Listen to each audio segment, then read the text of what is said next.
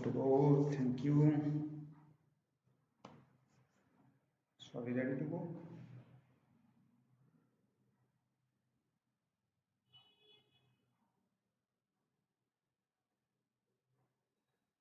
Okay, so hello and welcome back to Physics Vision classes. Thank you for waiting for a live. Thank you, Sahil. Now I am live. I'm live and happy to be alive. Okay, so am I audible? Yes. Tell me if everything is okay. Okay. So आप लोगों में से जो भी हैं live हैं मेरे से बात कर सकते हैं फिर हम if everything is good so we can start our work for today. Yes, काम करते हैं फिर जल्दी से बता दो.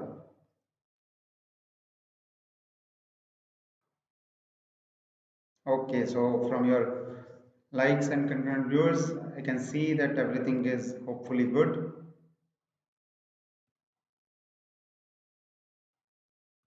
Okay, चल काम करते हैं. आज का जो टारगेट है मैं पहले वो बता देता हूँ कि हम क्या करने वाले हैं इस क्लास में. बेसिकली हम जो कल मास्टर कैडर का पेपर हुआ है, मास्टर कैडर का जो कल एग्जाम हुआ है साइंस वाला, उसके फिजिक्स पोर्शन का जितने भी फिजिक्स पोर्शन के जितने भी क्वेश्चंस हैं, या मेनली मैं बात करूंगा जो मेरे पास डाउट्स आए हैं, जितने डाउट्स हैं उन पे हम ज़्यादा एम्फोसाइज करेंगे. बाकी के सभी क्वेश्चंस भी डिस्कशन कर सकते हैं. आप मेरे को लाइव बोल सकते हो जो भी अगर आपको दिक्कत रहती है. और बाकी जो है हम कंप्लीट आंसर कीज मैं ऑलरेडी प्रोवाइड कर चुका हूँ. आंसर कीज मोस्टली आप लोगों को मिल गई हैं. सभी को नहीं मिली हैं कोई चिंता करने की बात नहीं है, कोई प्रॉब्लमेटिक चीज़ नहीं है. मैं इस वीडियो में आपको सारी आंसर कीज प्रोवाइड कर दूंगा. ठीक है, कौन कौन सी आंसर कीज आपको मिल जाएंगी? एक तो फिजिक्स की, जो कल फिजिक्स का पार्ट था, सभी कोड्स वो आपको प्रोवाइड कर दूंगा मैं यहाँ पे. और इसके साथ साथ आपको मैथ्स के भी सारे आंसर कीज मिल जाएंगी. मैथ्स के क्वेश्चंस नहीं डिस्कस होंगे, वो सिर्फ फिजिक्स के डिस्कस होंगे. अभी वाली क्लास में, मैथ्स वाली क्लास में आप लोग कर चुके होंगे पहले. और ये जो है मैथ्स के ऑल कोड्स आंसर कीज मिल जाएंगे. ठीक है, all the questions all the codes कल वाले एग्जाम में भी, और जो परसों वाला एग्जाम था जो आर्ट्स वालों के लिए था सिर्फ, तो जो 9 जनवरी को हुआ है और जो 10th को हुआ है, वो दोनों एग्जाम्स के मैथ्स कोड आपको पेपर में सभी आंसर कीज मिल जाएंगे. ठीक है, चल हम काम शुरू करते हैं आज का. तो जो मेन मैं आपको एक और चीज यहाँ पे मैं पहले क्लियर कर दूं कि इसमें जो है मैंने कोड वाइज मैं नहीं करवा रहा हूँ. कोड वाइज नहीं कर रहे हैं हम काम. हम कैसे करेंगे? हम करेंगे टॉपिक वाइज. टॉपिक वाइज या मैं कहूँ सब्जेक्ट वाइज. ठीक है, सब्जेक्ट वाइज. तो अगर पहले सॉलिड स्टेट का हम शुरू कर रहे हैं, सबसे पहला सॉलिड स्टेट शुरू करेंगे. ठीक, तो सॉलिड स्टेट के कल वाले एग्जाम में 5 क्वेश्चंस थे. 5. तो पहले हम इसको कवर करेंगे, उसके बाद अगली बुक पे चलेंगे, उसके जितने क्वेश्चंस आए होंगे वो सभी कवर करेंगे, फिर नेक्स्ट बुक पे चलेंगे. तो इस तरह से हम यहाँ पे काम करने वाले हैं. ठीक है, तो बुक वाइज चलेंगे. जो जो बुक्स का आया है इससे हमारा एनालिसिस भी पूरा हो जाएगा. फाइनली मैं आपको ये भी बता दूंगा कि कितने में से कितने मार्क्स का किस हिसाब से आया है, कितना डिफिकल्ट कितना इजी था पेपर, वो सही एनालिसिस हम यहाँ पे कर लेंगे. ठीक है, तो इस हिसाब से है. आप अपने अपने कोड के हिसाब से आंसर चेक कर सकते हो. आंसर कीज मैं सारी कोड वाइज प्रोवाइड कर रहा हूँ यहाँ पे. ओके, चल शुरू करते हैं फिर. तो सबसे पहले जो मेरे पास डाउट्स आए हैं मैं उनकी बात कर रहा हूँ. तो सबसे पहले हम स्टार्ट करते हैं सॉलिड स्टेट से. पहला ही क्वेश्चन कोड ए का सॉलिड स्टेट का था, तो हम उसी की बात करते हैं सबसे पहले. तो यहाँ पे है हमारे पास question which of the combinations of the crystal and their coordination number is correct. तो आपको क्रिस्टल दिया हुआ है, स्ट्रक्चर दी हुई है। हाँ जी, गुड इवनिंग जी। Okay, good evening. और स्ट्रक्चर दी हुई है और उसके साथ का कोऑर्डिनेशन नंबर दिया हुआ है। ठीक, तो इसमें क्या होना था, देखते हैं। बीसीसी का एक्चुअल में क्या होता है, उस स्ट्रक्चर में जो सेंटर वाला बॉडी वाला एटम होता है, उसके 8 कॉर्नर्स पे जो एटम होते हैं, 8 कॉर्नर्स पे, वो सभी के साथ लीस्ट डिस्टेंस पे है। ठीक है, तो उसका कोऑर्डिनेशन नंबर होता है 8। So it's not 12। तो ये तो गलत हो गया, ये गलत है। फेस सेंटर्ड इसमें 12 होते हैं। 12 कैसे होते हैं वो भी आपको पता ही है। उसमें क्या रहता है, 4 जो हैं वो उसी कॉर्नर वाले, 4 कॉर्नर वाले, प्लस 4 जो होते हैं वो कहाँ के होते हैं, फेस, जो एडजेसेंट फेस होता है ऑन द फ्रंट साइड, और 4 होते हैं ऑन द फेस लेकिन ऑन द बैक साइड। तो इस तरह से 12 जो है उसका कोऑर्डिनेशन नंबर होता है 12, इट्स नॉट 6। तो ये भी गलत हो गया। थर्ड, डायमंड, इसमें जो होते हैं वो 4 होते हैं, स्ट्रक्चर बना के देख सकते हो। और जो हेक्सागोनल है उसमें भी 12 होते हैं। तो ये चारों ही के चारों ही ठीक नहीं है, none of the combination is correct. So that's why we have we have marked it as a star, a statistic sign. It means this question can be claimed. इसके आपको ग्रेस मार्क्स मिल जाएंगे। सो जिस स्टूडेंट ने भी attempt किया होगा he or she will be getting the grace marks for this। ठीक, चल आगे बढ़ते हैं। अगला बेसिक डेफिनेशन था, वो ठीक है, जो भी है वो डेफिनेशन ही उसकी यूनिट सेल की ये थी, इसमें कुछ नहीं करना। नेक्स्ट जो है वो ब्रेवियस लैटिसेस कितने होते हैं, ये भी सिर्फ नंबर पूछा है तो डेफिनेशन था। ठीक, वैसे मैं आपको दिखा देता हूँ कि ये जो चीज़ है ये इस तरह से हम ब्रेवियस लैटिसेस बनाते हैं कि ट्राइक्लिनिक स्ट्रक्चर में एक लैटिस होती है हमारे पास, ट्राइगोनल में भी एक होती है, हेक्सागोनल में भी we have one Bravais lattice. okay, which nature of the simple nature, simple means primitive unit cells होते हैं ये, और इनमें क्या रहता है, इनमें सिर्फ कॉर्नर्स पे एटम रहते हैं। ठीक है, और मोनोक्लिनिक में बेस सेंटर्ड भी हो गया, और टेट्रागोनल में बॉडी सेंटर्ड हो गया, क्यूबिक में 3 हो गए, फेस सेंटर्ड भी आ गया। This is what we have extensively studied. ये चीजें हमने सारी नोट्स में, सारे लेक्चर्स में, नोट्स में पढ़ी हुई हैं।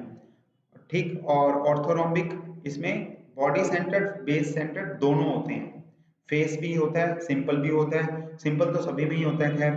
तो ये इस तरह से हमारे पास टोटल 14 ब्रेवियस लैटिसेस होते हैं, और ये इनका कॉम्बिनेशन है। हमने पेपर से पहले भी डिस्कस किया था ये वाला पार्ट, कि डिपेंड करता है कि ए बी सी इक्वल है या नहीं, और अल्फा बीटा गामा 90 और इक्वल है या नहीं, उनके बेसिस पे हम सारे कॉम्बिनेशंस बनाते हैं। ठीक, तो ये क्वेश्चन भी डायरेक्ट ही था, अभी तो खैर बिल्कुल सिंपल था, वन लाइनर ही था और बड़े आराम से निकलने वाला था। आपको सिर्फ टोटल नंबर याद होना चाहिए था, है ना। तो ये भी हो गया। नेक्स्ट देख लेते हैं, मैं मेजर जो डाउट्स हैं, जो डिस्कस करने लायक हैं, वो वाले सारे क्वेश्चंस करवाऊंगा। ठीक है, तो हम जल्दी से आगे बढ़ते हैं। Number of particles in primitive cubic unit cell. इसमें आपको सिर्फ एक बात मेजर पता होनी चाहिए थी कि प्रिमिटिव किसे बोलते हैं। तो प्रिमिटिव होता है सिंपल वाला, नोट्स में भी आपको मिला हुआ था, लिख के मिल गया था। सिंपल वाला होता है प्रिमिटिव। ठीक, जो नॉन प्रिमिटिव होते हैं वो होते हैं बॉडी सेंटर्ड और फेस सेंटर्ड, ये नॉन प्रिमिटिव होते हैं। और इसमें नंबर ऑफ पार्टिकल्स कितने रहते हैं, आप 1/8, 8 कॉर्नर्स होते हैं ना, सभी पे एक एक फिट कर देते हो आप, और उनका कंट्रीब्यूशन कितना होता है एक सेल में, एक यूनिट सेल में 1/8। तो टोटल अगर आप देखोगे सो आंसर विल बी 1, क्योंकि एक ही बना। बॉडी सेंटर के केस में क्या होता है, यस, बॉडी सेंटर के केस में ये होता है कि 8 कॉर्नर्स पे तो हैं ही, जो हैं वो तो है ही हैं, उनका कंट्रीब्यूशन तो वही रहेगा। लेकिन जो एक बॉडी के सेंटर में भी होगा, तो वहां पे आंसर हो जाता 1 + 1 दैट इज 2। फेस सेंटर्ड में कितना होता है, ये भी आपको याद होगा, वो होता है 4। क्यों? क्योंकि 1 तो है ही कॉर्नर वाला, तो प्लस कॉम्बिनेशन कितने होते हैं, 6 फेजेस होते हैं, उनके ऊपर 4 और 3, ओके 1 तो है ही, प्लस हाफ कॉम्बिनेशन, हाफ जो है वो कंट्रीब्यूशन होता है 6 फेजेस पे एटम्स होते हैं जो उनका, तो ये होगा 1 + 3 दैट इज 4। इस तरह से आंसर आ जाता है हमारे पास सारे। तो क्वेश्चन सिंपल था, ट्रिवियल था, कोई मुश्किल काम नहीं था, ठीक। और आप सारे देखोगे, अगर हमें तो डिस्कस करनी है, मेजर मेजर डिस्कस करेंगे हम। अगर आप अटेम्प्ट करने भी आओ सो इट्स अ 5 सेकंड और 2 सेकंड क्वेश्चन, आपको जस्ट फिल करने में जितना टाइम लगेगा उतना ही टाइम लगेगा, इससे ज्यादा टाइम का कोई क्वेश्चन नहीं था, ठीक है। जो इजी थे वो ऐसे थे, वो या तो नॉलेज बेस्ड थे या बिल्कुल लॉजिक बेस्ड थे, कॉन्सेप्ट बेस्ड थे, टिपिकल नहीं था कुछ भी। नेक्स्ट तो बिल्कुल सिंपल डेफिनेशन ही है, simple eight silicon atoms combine into an orderly pattern, orderly pattern तो हम क्रिस्टल ही बोलते हैं, ऑर्डरली पैटर्न होता तो, ठीक। नेक्स्ट आगे देखते हैं इलेक्ट्रॉनिक्स के। सॉलिड स्टेट में मेरे पास जो मेजर डाउट्स आए थे, जो मेन क्वेश्चन था वो एक तो ये बॉडी सेंटर्ड फेस सेंटर्ड वाला था एस्टेरिस्टिक साइन के साथ, और एक हम इसकी मेन बात करना चाहते थे कि कौन कौन सी लैटिसेस होती हैं, किस किस तरह से काम आता है वो, ठीक। तो इलेक्ट्रॉनिक्स में आगे बेसिक क्वेश्चन थे और सारे डेफिनेशन बेस्ड थे, ज़्यादा कुछ टिपिकल नहीं था किसी में। जैसे ये पूछा है कि block indicate smooth DC output किस में होती है, तो आप स्मूथ डीसी आउटपुट बना के देखोगे। ट्रांसफार्मर में तो आपको पता ही है वो वोल्टेज अप डाउन करने में काम आता है, उसकी आउटपुट तो एसी टू एसी ही रहती है। Rectifier AC to DC output देता है, लेकिन वो डीसी स्मूथ नहीं होती, वो ऐसी ही होती है। ऐसे ही फिल्टर भी फिल्टर आउट कर देता है, लेकिन वो स्मूथ नहीं आता।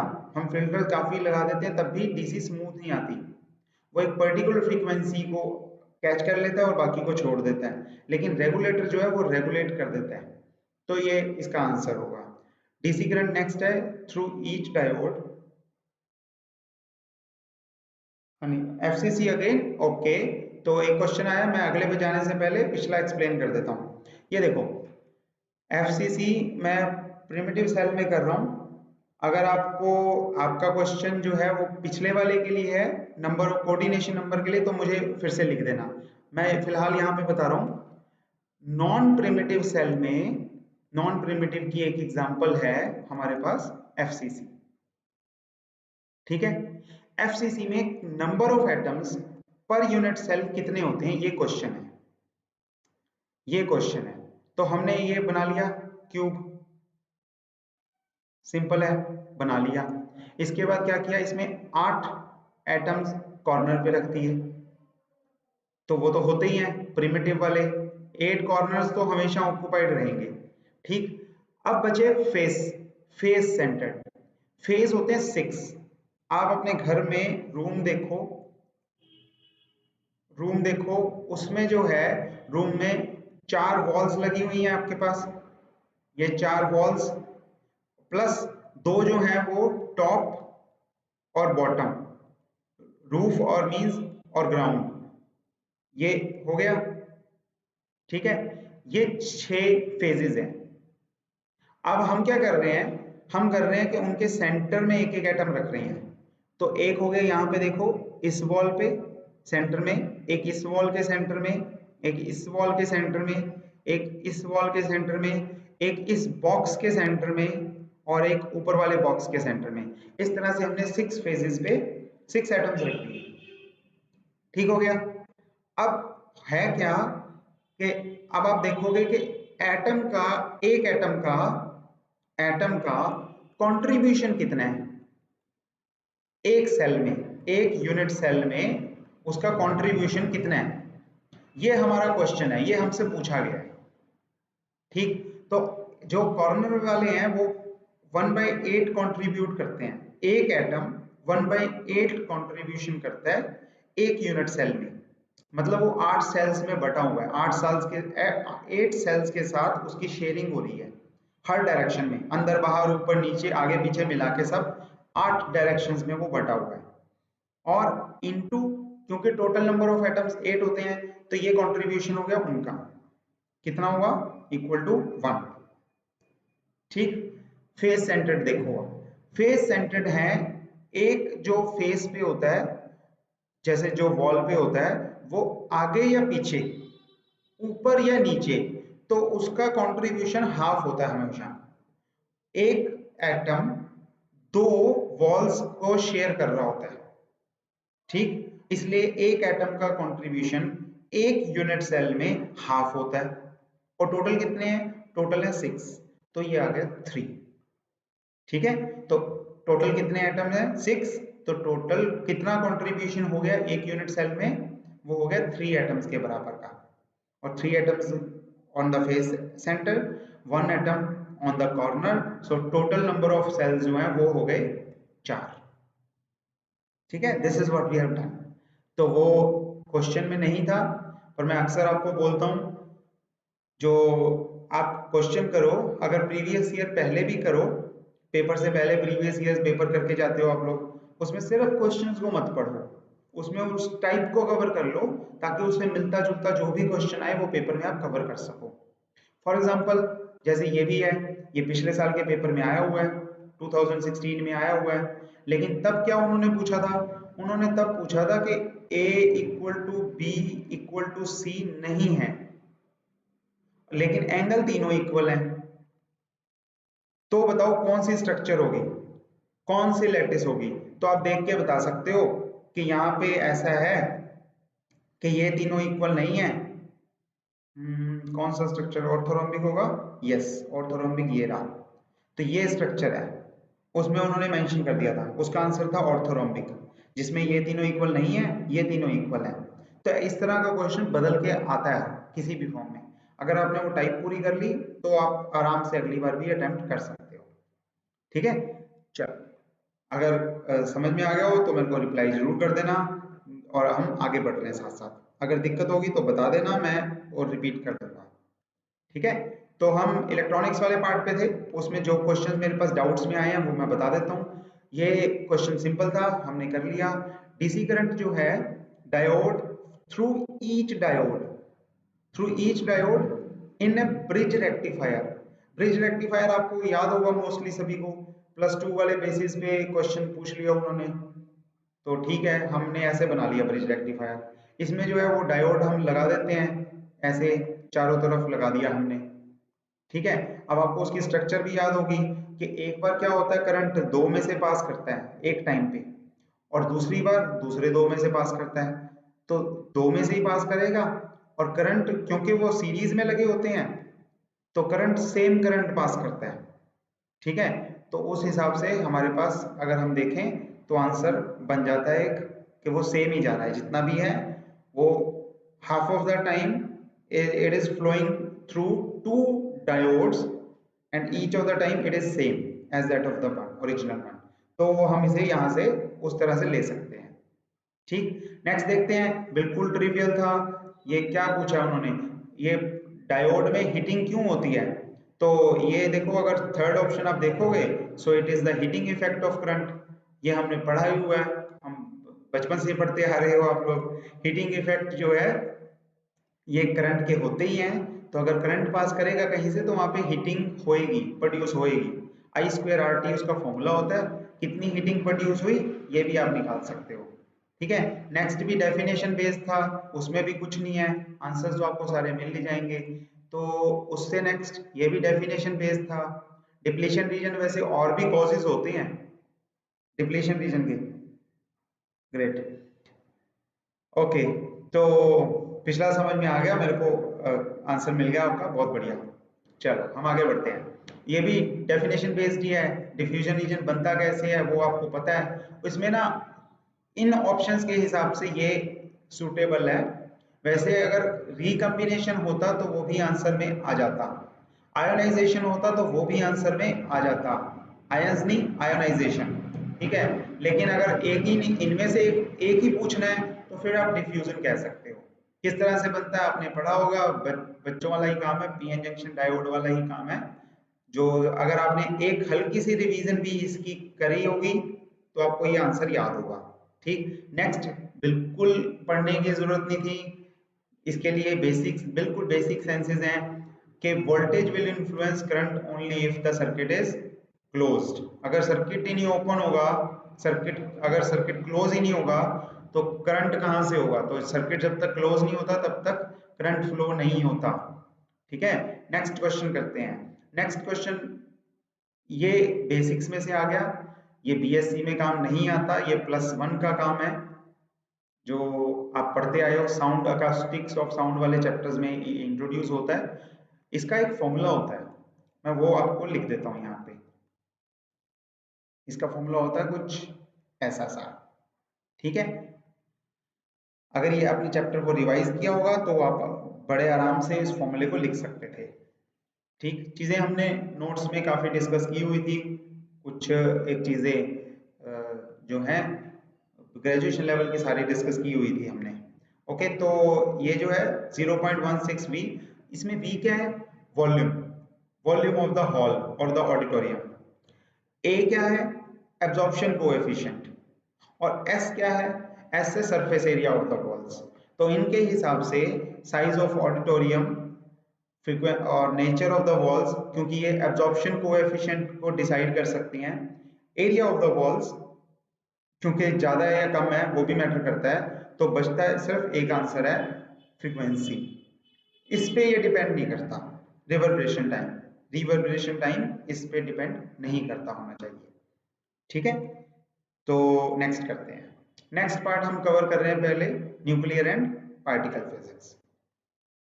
चलो, यहाँ तक कोई डाउट है तो आप रिपीट करवा सकते हो, पूछ सकते हो, और अगर सब ओके चल रहा है तो बड़ी अच्छी बात है, फिर मेरे साथ रहना ताकि हम आगे वाला पार्ट भी जल्दी से कवर कर लें। जल्दी हो जाएगा क्योंकि पेपर्स में मोस्टली सारे वन लाइनर्स थे, इसमें आपको इजी भी लगा होगा पेपर, इजी था। 30 to 40 मार्क्स तक का पेपर जो है वो आराम से आप ले सकते थे इसमें। ठीक है, क्योंकि इतने क्वेश्चंस थे जो इजी थे। ओके, तो हम भी जल्दी कवर कर लेंगे इसीलिए। तो no nuclear forces what? Short range and charge independent. आप दोनों बेसिक डेफिनेशन है, प्रॉपर्टीज आपने पढ़ी हुई है सारी।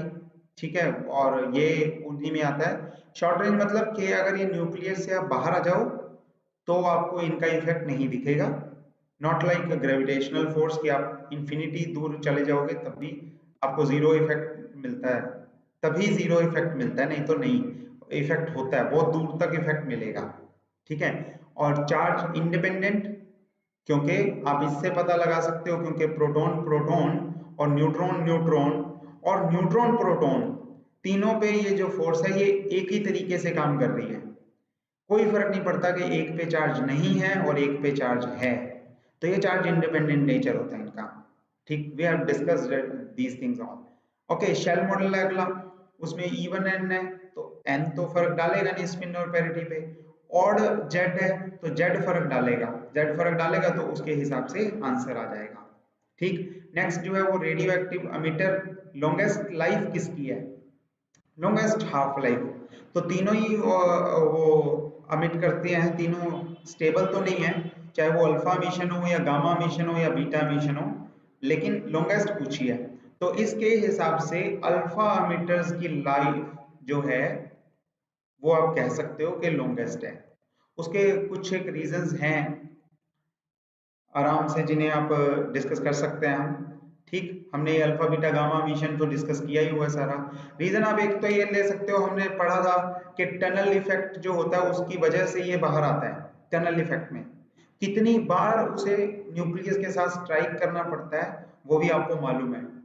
ठीक है, ये 2-4 बार स्ट्राइक करके नहीं बाहर आता, ये 10⁻⁴ अप्रोक्सीमेटली 36 टाइम्स स्ट्राइक करता है न्यूक्लियस के साथ, तब जाके टनलिंग होती है।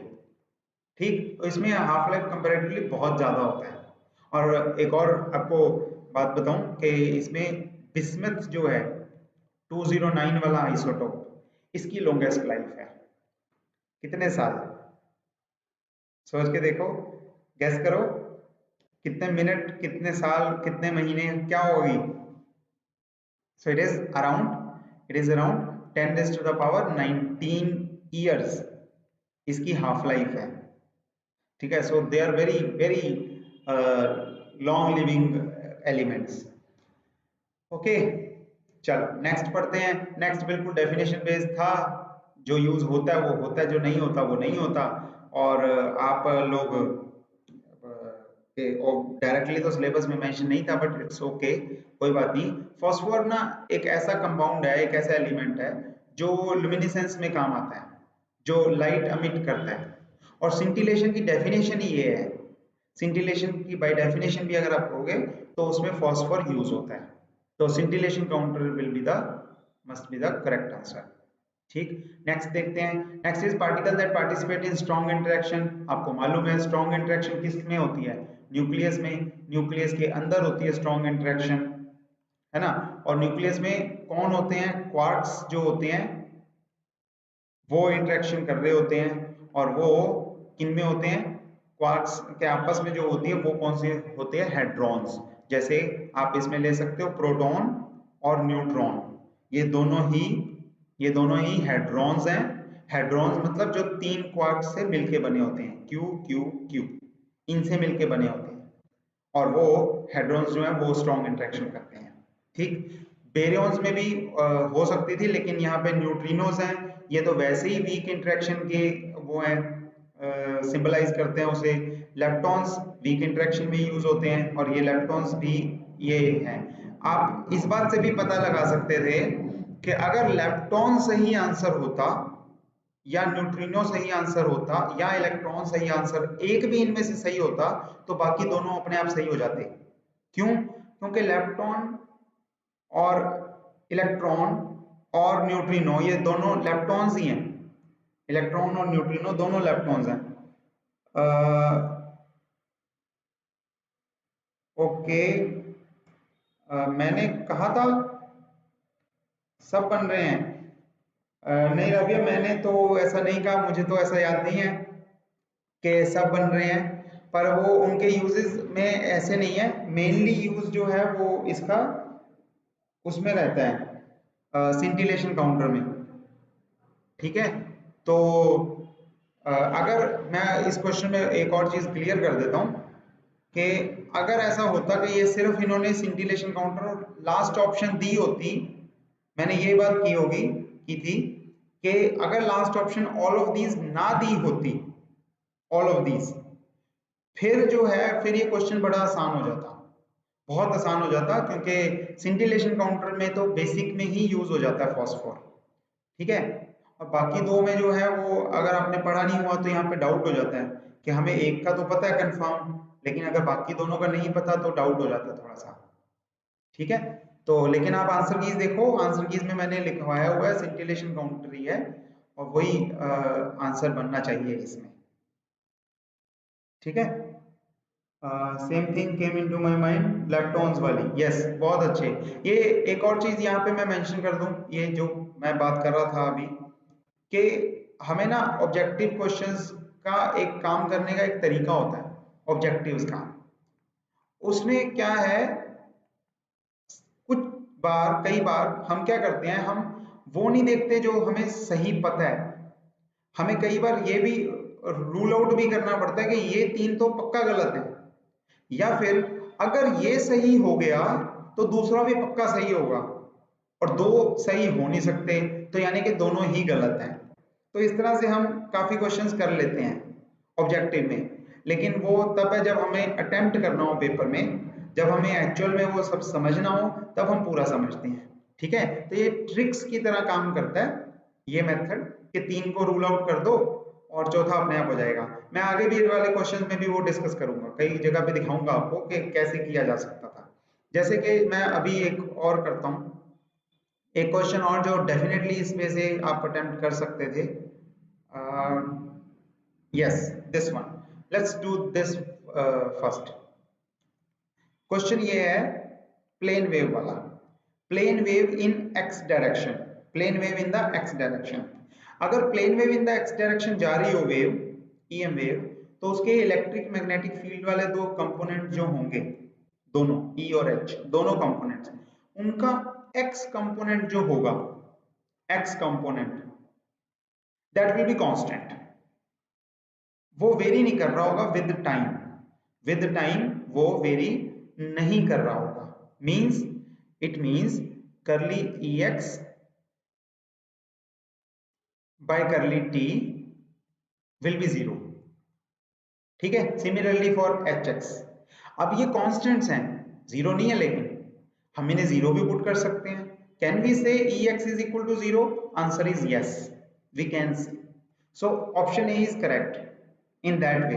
It is possible. It is constant and we can put it equal to 0. Can we say hx is equal to 0? अगर ex 0 है तो hx 0 होने में क्या प्रॉब्लम है? कोई प्रॉब्लम नहीं है, हो सकता है वो, लेकिन डेफिनेटली जरूरी नहीं है, क्योंकि कांस्टेंट है, कुछ और वैल्यू भी हो सकती है। They must not be varying with time. ठीक, तो ये ऑप्शन इसलिए सही नहीं है, तो हम इसमें ऐसे कर देंगे। फिर यही बात ex वाली hy पे भी आ जाती है।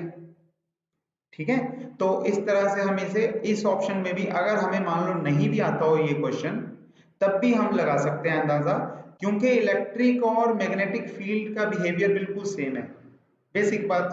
तो अगर ex 0 हो सकता है तो hx भी तो 0 हो सकता है। तो ये दोनों ही 0 नहीं है, क्योंकि अगर एक ऑप्शन ठीक है तो दूसरी भी ठीक होनी चाहिए। इस हिसाब से हम काम कर सकते हैं, कुछ काफी क्वेश्चंस निकल जाते हैं हमारे, बहुत बार निकल आते हैं। ठीक, तो उसके साथ आप चल सकते हो। फिलहाल हम अगले पार्ट पे चलते हैं, जिसे हम पूरा नहीं करने वाले। मेरे पास एक भी डाउट नहीं है क्वांटम मैकेनिक्स का, सभी स्मूथ थी। क्वांटम मैकेनिक्स के 12 क्वेश्चंस थे कल के पेपर में, including atomic and molecular spectroscopy, which is of course a part of quantum mechanics to a good extent। तो वो 12 क्वेश्चन थे और सारे के सारे बिल्कुल सिंपल थे, कोई मुश्किल नहीं था। लॉजिक से, सिंपल से लॉजिकल से क्वेश्चंस थे।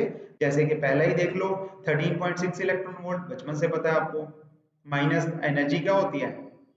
एनर्जी हम कितनी पढ़ते आ रहे हैं, कब से पढ़ते आ रहे हैं? -13.6 बाय एन स्क्वायर। तो सभी को पता है। एक कंफ्यूजन जो कुछ स्टूडेंट्स को हुई है, कुछ बच्चों ने मेरे को बताया बाद में, कहते हैं सर एमबीबी में लगाए, वो उनकी मिस्टेक थी, ह्यूज मिस्टेक थी। It is in EV. और मैंने बहुत बार बात की थी क्लास में, पूरा पैटर्न बनाया हुआ हमने, पूरा पूरा सीक्वेंस बनाया हुआ था हमने, तो आपने ध्यान नहीं दिया उसमें, कुछ एक ने। कोई बात नहीं, अगली बार ध्यान रखना। ठीक है, इसी से रिलेटेड बिल्कुल अगला क्वेश्चन भी है, हम उसे एक बार अच्छे से देख लेते हैं। अब चलो देखने लगे हैं, तो जब इसमें क्या था, इसमें यह है कि आप n इज इक्वल टू 1 की एनर्जी लिखते हो, -13.6, और उसके बाद, हाँ जी अमित गुड इवनिंग, आ जाओ वेलकम। उसके बाद n इज इक्वल टू 2 में आप क्या लिखोगे? 13.6 बाय 4 लिखोगे तो कितना आंसर आ जाएगा डिवाइड करके, आपको पता है। उसके बाद कितना लिखोगे n इज इक्वल टू 3 के लिए? 13.6 बाय 9 में कितना आंसर आ जाएगा वो भी आपको पता है। ठीक है, 4 पे भी निकाल लो, 5 पे भी निकाल लो, सारे निकाल सकते हो।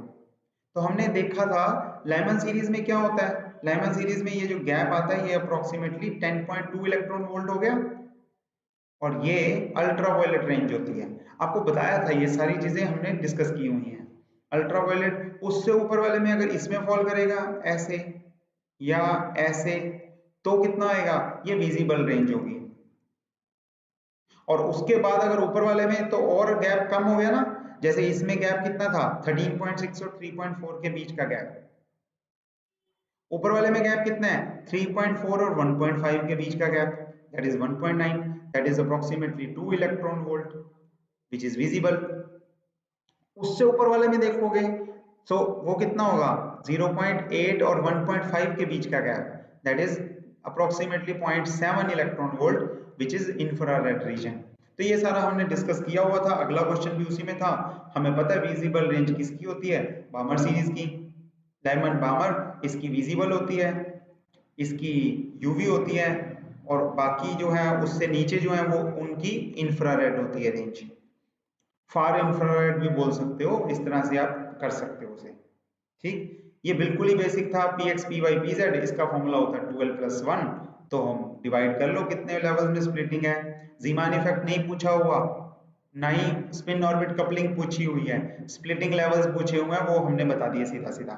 ठीक, अगला फॉर्मूला और भी आसान था, वो आप फॉर्मूला लगा सकते हो कि कितना हो जाएगा, r बाहर होता है और 1/n1 स्क्वायर n2 स्क्वायर करके 1/4 माइनस 1/9 से आंसर आ जाता।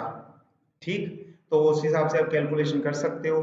फिलहाल मेरे पास इस सब्जेक्ट का कोई डाउट नहीं है, ये भी ट्रिवियल था, ये भी ट्रिवियल था। ओके, अनसर्टेनिटी, हाँ ये मैं बता देता हूँ, ये क्वेश्चन में कुछ कंफ्यूजन है कई स्टूडेंट्स को, तो वो मैं एक बार क्लियर कर देता हूँ ये वाला क्वेश्चन। ओके, देखो क्या है क्वेश्चन, उन्होंने पूछा है अनसर्टेनिटी प्रिंसिपल, अनसर्टेनिटी प्रिंसिपल कहां पे एप्लीकेबल है, एप्लीकेबल। तो ये देखने वाले का नजरिया है। वैसे अगर हम साइंटिफिकली लॉजिकली देखें तो सच ये है कि ये एप्लीकेबल किसी भी रिजीम में कर लो, सबके लिए एप्लीकेबल है। ये सब एटॉमिक के लिए भी एप्लीकेबल है, बड़े सिस्टम्स के लिए भी एप्लीकेबल है, इसकी एप्लीकेबिलिटी में कोई प्रॉब्लम नहीं है। ठीक, या फिर मैं कहूं इसकी वैलिडिटी में कोई प्रॉब्लम नहीं है। ठीक है, लेकिन मैंने आपको असाइनमेंट में भी क्वेश्चन डाला था, उसमें भी मैंने आपको लिखा था, उसमें शायद मैंने आंसर दिया था only microscopic region, microscopic region. ठीक है, तो अब क्वेश्चन ये है कि ये उल्टा क्यों, इसे भी कर सकते हैं हम। एक्चुअल में क्या है, वहां पे मैंने रेलिवेंस पूछा था, रेलिवेंस, अनसर्टेनिटी प्रिंसिपल का रेलिवेंस कहां पे है। अगर ये क्वेश्चन आता है तो रेलिवेंस सिर्फ और सिर्फ माइक्रोस्कोपिक में है, क्योंकि मैक्रोस्कोपिक में क्या होगा, वो बड़े स्केल पे अगर आप कहोगे कि मेरे को एक्यूरेसी देखनी है 10⁻⁻34 इन यूनिट्स में, that doesn't make any sense. या फिर हम ये कहें कि अनसर्टेनिटी प्रिंसिपल वाले जो इफेक्ट्स हैं वो इतने माइन्यूट हो जाते हैं, इतने माइन्यूट हो जाते हैं कि वो उनका कोई सिग्निफिकेंस नहीं रहता। हम करते ना, एक छोटा नंबर है जी, ये तो नेग्लेक्ट कर दो, ये वैसे ही हो जाता है। ठीक है, तो इस वजह से यहाँ पे आंसर डी होना चाहिए, जो मैं ऑप्ट करूंगा वो मेरे हिसाब से डी होना चाहिए यहाँ पे आंसर। अगर वो आंसर में सब एटॉमिक पार्टिकल्स ओनली बोल देते हैं, दैट मींस उन्होंने लिख वर्ड अलग दिया, लेकिन they are talking about the relevance of the uncertainty principle, तो हम इसके आगे स्टार भी लगा सकते हैं और डी भी फाइनल लॉक कर सकते हैं। ठीक है, चल हम आगे बढ़ते हैं। अगले क्वेश्चन में भी कुछ नहीं डिस्कस करने वाला, अगले क्वेश्चन में भी डिस्कस करने वाला नहीं है। कॉम्पटन स्कैटरिंग का फॉर्मूला होता है, उसमें 1 - cos फाई एंगल होता है और वो उस पर डिपेंड करता है एंगल ऑफ स्कैटरिंग पे। तो ठीक है, इसमें डाउट भी नहीं आया मेरे पास कोई, इसका भी कोई डाउट नहीं आया, इसका भी कोई डाउट नहीं आया। Lambda is equal to h/mv होता है, उसी हिसाब से फॉर्मूला कर लेते हैं, इसका भी कोई डाउट नहीं आया। ठीक, हम वैसे भी ये तो लिखते ही हैं, matter waves are not electromagnetic, matter waves are not longitudinal, और जो इलेक्ट्रोमैग्नेटिक नहीं है वो स्पीड ऑफ लाइट से तो ट्रेवल कर ही नहीं सकती, ये ट्रेवल करती हैं with the speed of particle. तो इसमें भी आप वो कर सकते हो, यस यही है, this is not significant for large systems, significant और रेलिवेंट और नेग्लिजिबल हो जाता है। ठीक है, इसमें ये भी है कि ये स्पीड ऑफ पार्टिकल के साथ मैटर वेव्स मूव करती हैं, तो ये भी पता है। तो आप यही कर सकते थे, तीन ऑप्शन नेग्लेक्ट कर देते तब भी आंसर आ जाता। ये डायरेक्शन शो कर देती हैं हमारे लिए, जैसे इलेक्ट्रॉन बीम अगर जा रही हो तो वो भी मैटर वेव्स की तरह काम करेगी, तो वो डायरेक्शन पैटर्न शो कर देती हैं। ठीक है, ओके हनी, मिस्टेक कर दी है भली, कोई बात नहीं, हो गया, एक नंबर का था, कुछ नहीं होता। तो okay, but many of the students take quantum mechanically in that way, quantum mechanics in that way कि ये तो चल जाएगा काम, कोई बात नहीं। क्वांटम मैकेनिक्स ऐसे नहीं होती, इसीलिए हमने स्टार्टिंग में करी थी और वो बड़ा टाइम लगाया था उस पर। तो चलो ठीक है, कोई बात नहीं, खैर चलता है, होता रहता है, छोटी छोटी बातें बड़े बड़े शहरों में होती ही रहती हैं, सो डोंट वरी। ठीक, हम आगे बढ़ते हैं, हम जल्दी से अगला आगे का काम करते हैं हम। तो out of the following with moving with same velocity, वही फॉर्मूला फिर से लगा दिया। मैं कह ही रहा था क्वांटम मैकेनिक्स में डिस्कस करने वाला कुछ नहीं है, सेम एक ही फॉर्मूले से सब चला दिया उन्होंने। 4-5 क्वेश्चन पिछले इसी बात पे थे, जिसे ये फॉर्मूला पता है वो पता है। तो इतने कमाल का सब्जेक्ट, इतने अच्छे अच्छे क्वेश्चन बनते हैं, पर luckily you got very simple questions in this paper for quantum mechanics of course. ठीक, तो कोई बात नहीं, ठीक है। उन्होंने वेलोसिटी सेम दी हुई है, तो जिसका मास ज्यादा उसकी वेवलेंथ कम, जिसका मास कम उसकी वेवलेंथ ज्यादा। क्या पूछा है? लार्जेस्ट निकाल लेना, इसमें क्या दिक्कत है? कुछ करने वाली बात ही नहीं है। Next, uncertainty principle, can not hold for, ये पूछा था। तो पोजीशन मोमेंटम में तो होता है, सारी जिंदगी आप पोजीशन मोमेंटम में ही पढ़ते आए हो, है ना। और एनर्जी टाइम में भी इसे कन्वर्ट करते होते थे, छोटे होते +1 +2 में ही कर लेते थे। और जब हम ग्रेजुएशन वाला कर रहे थे तब हमने ये भी किया कि डेल्टा एल और डेल्टा थीटा में भी होता है, इन तीनों में तो हमें पता ही है। और वैसे भी जब लीनियर मोमेंटम पोजीशन के साथ आ चुका है तो एंगल के साथ क्या करेगा वो? एंगल वाली बात हमेशा रोटेशन में होती है, और रोटेशन में एंगुलर मोमेंटम होता है, लीनियर कभी नहीं होता। ठीक, तो ये भी सिंपल था, स्ट्रेट फॉरवर्ड सा क्वेश्चन था, आराम से हो जाता था। इसी खुशी के साथ, इसी बात के साथ हम आगे बढ़ गए, वाइब्रेशन एंड वेव्स। तो ये वाला पार्ट जो है ये भी ठीक आया था, थोड़ा सा अच्छा था। हम देख लेते हैं जल्दी से, किस ऑसिलेटर में एम्पलीट्यूड टाइम के साथ वेरी करता है, ये क्वेश्चन था। ये आप ग्रेजुएशन वाले ही कर सकते थे इसे, क्योंकि फोर्स ऑसिलेटर, डैम्प्ड ऑसिलेटर +1 +2 वाले बच्चों को आता नहीं है अभी। ठीक है, तो कल के पेपर में अगर हम एनालिसिस करें तो आप देखोगे कि अप्रोक्सीमेटली 60% पेपर वो स्टूडेंट्स कर सकते थे जो +2 अच्छे से, जिन्हें आता है +2 का काम, +2 बेसिस पे कर सकते थे। और 40% ऐसा था जो सिर्फ ग्रेजुएशन बेसिस पे ही हो सकता था, जो +2 बेसिस पे नहीं हो पाना था उन स्टूडेंट से। और इट डजंट मीन कि ऐसा ना हो। और सिलेबस जो एक्चुअल में सिलेबस जो स्पेसिफाई था आपको, वो सारा बीएससी का था, और आ गया +2 लेवल पे भी काफी एप्रिशिएबल क्वेश्चंस आ गए, तो आपको लगा कि पेपर इजी है, तो पेपर इजी उस हिसाब से बन भी गया था।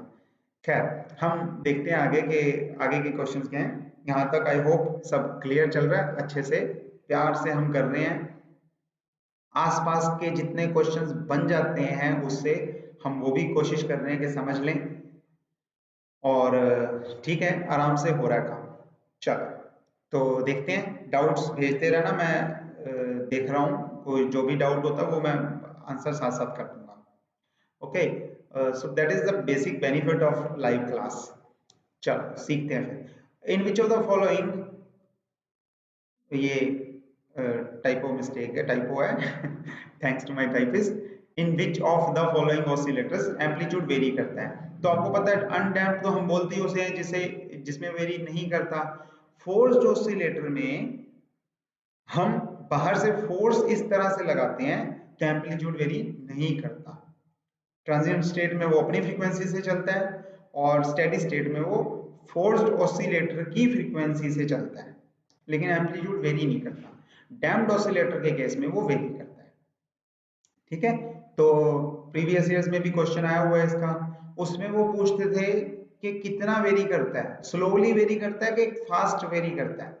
तो हम उसमें बताते हैं कि अगर हैवीली डैम्प्ड है तो कैसे वेरी करेगा, क्रिटिकली डैम्प्ड है तो कैसे वेरी करेगा, वो अपनी इक्विलिब्रियम स्टेट पे स्लोली वापस आएगा कि क्विकली वापस आ जाएगा, या लाइटली डैम्प्ड है तो कैसे ऑसिलेट करेगा, वो हम उसमें बताते थे। इस बार उन्होंने वो पूछा ही नहीं, इस बार उन्होंने सीधा पूछा किस में वेरी करता है। वेरी हमें पता है डैम्प्ड ऑसिलेटर में करता है। ठीक है, नेक्स्ट क्वेश्चन भी बड़ा इजी था। एम्पलीट्यूड पूछा है कि लो और हाई फ्रीक्वेंसी पे किसके लिए 0 होता है? दोनों पे। तो आपको याद होगा, ये वेलोसिटी का ग्राफ हम बनाते हैं। ये सारी चीजें आपको नोट्स में मिली हुई हैं, ऑलमोस्ट काफी कुछ नोट्स में मिल गया था आपको सारा।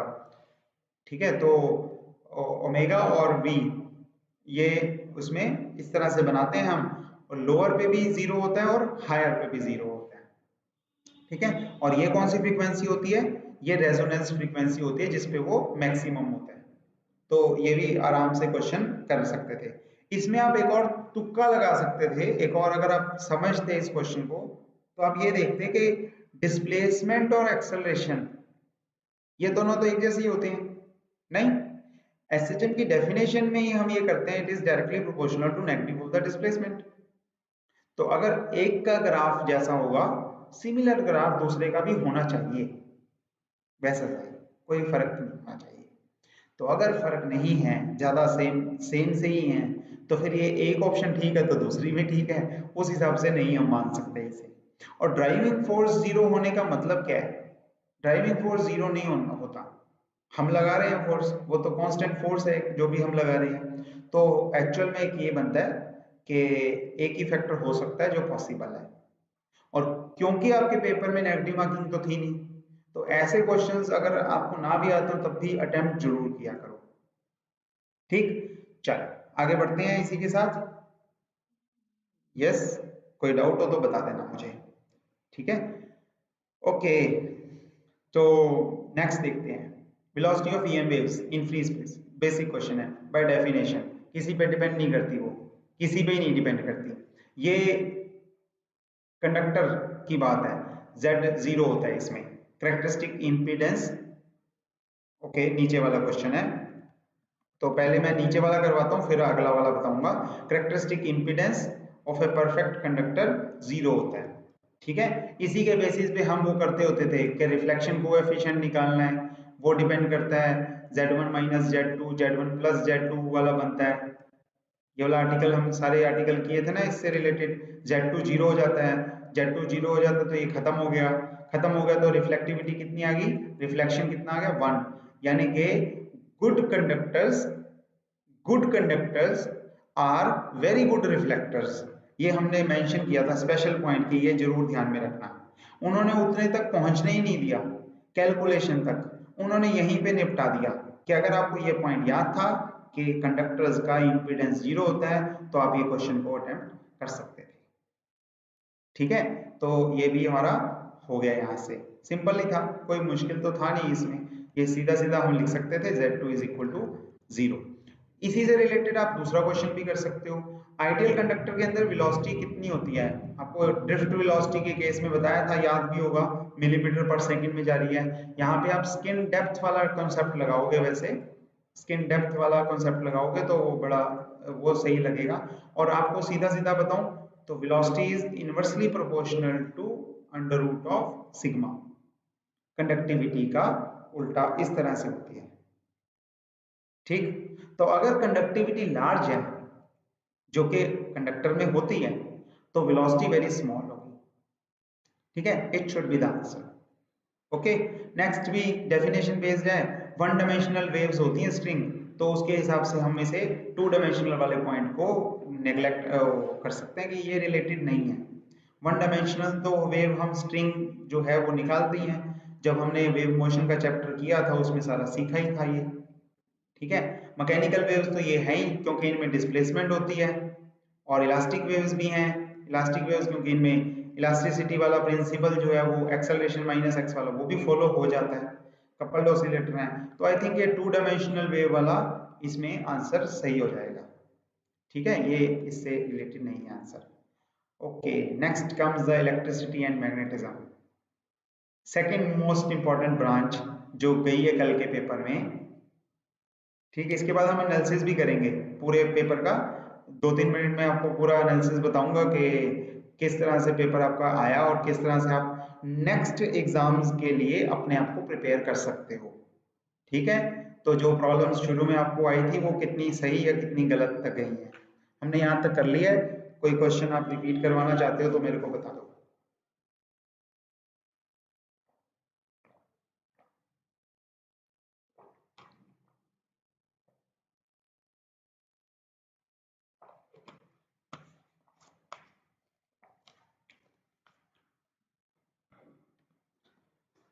हाँ जी, चलें आगे।